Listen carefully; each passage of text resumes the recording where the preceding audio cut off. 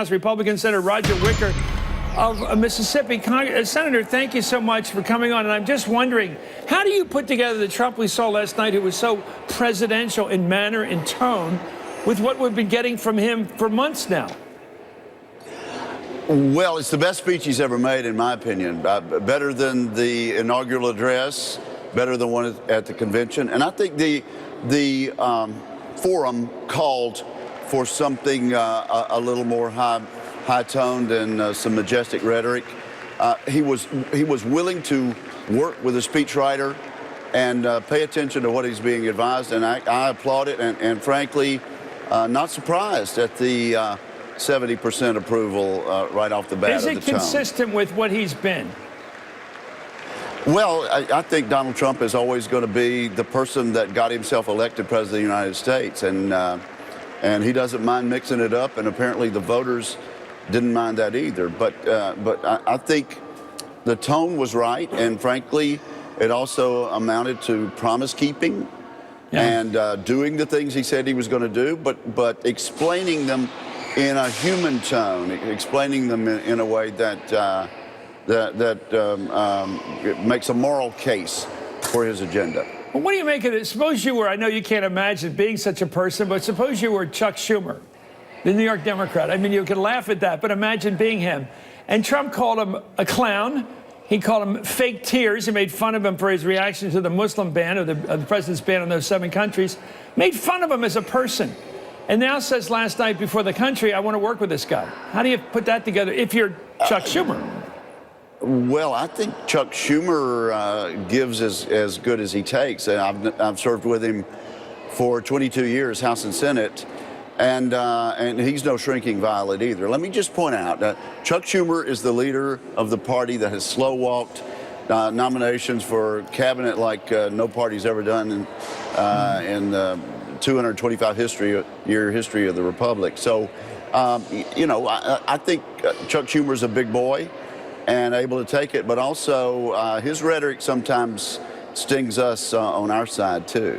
You know, the last night I was taken with Karen Owens, of course, the widow of the soldier whose life was just lost. And I thought that was, I've said, the most honest communication I ever saw last night when she looked up to heaven to talk to her lost husband. And how can anybody not love that humanity and love?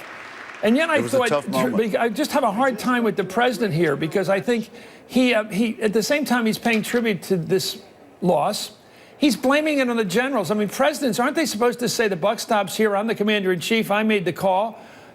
There are casualties in war. That's what war is about, people shooting at each other. You know, it's part of the cause. If you get through it, wonderful. If you don't get through it, you were a sacrifice for your country.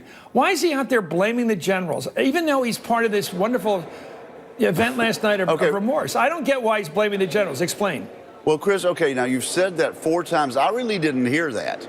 I think he said that the generals have said this was a successful raid. They said they lost. He said the generals lost them. He said the generals lost them.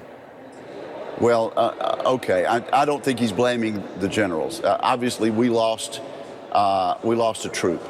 That's sad. We lost an expensive piece of equipment, and that's regrettable. Okay. But he also said that my advisors say we had success and that we got that's a good. Look, I'm always going to information. Anybody that pays the price like that should get credit for whatever's achieved. But look at this. Here's the president speaking about Chief Ryan Owens in a Fox News interview this week. The president said it was the generals who wanted to conduct that raid in Yemen and said they lost Ryan. Watch what he said.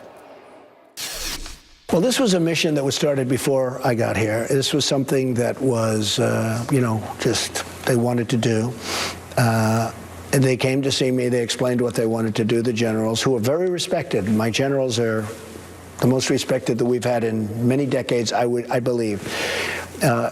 And they lost Ryan. What do you make of that? Okay, I don't read into that he's blaming the generals. Maybe not the best choice of words, but you know, he was complimentary of the advice that he got. He said that they achieved valuable information, and so if you call that blaming the generals, it's not a characterization I would make. Perhaps he should have said it a little better, but I don't think he's harped on that. The point is, last night, he was complimenting the troops, talking about their bravery, and he brought the widow of a fallen soldier, and we gave our tribute to her on behalf of all the people who've stepped forward and volunteered. Well, we all agree on that. Thank you so much, Senator Wicker, for coming on. I agree with you completely on that one. I'm joined right now by Thanks U.S. for having Congressman me. Seth Moulton of Massachusetts.